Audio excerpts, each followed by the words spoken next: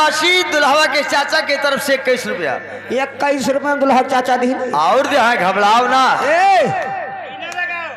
ये 21 रुपया दुल्हवा के चाचा के तरफ से आया है। माता रानी दुल्हा चाचा आएंगे बगिया फुलवारी है ए सुना दुल्हा पप्पा आए क्यों का नशा दारू कई तो क्यों का नशा मेहरारू कई। अच्छा अरे न सबई में मास्टर बजाओ हारमोनिया दारू बदना।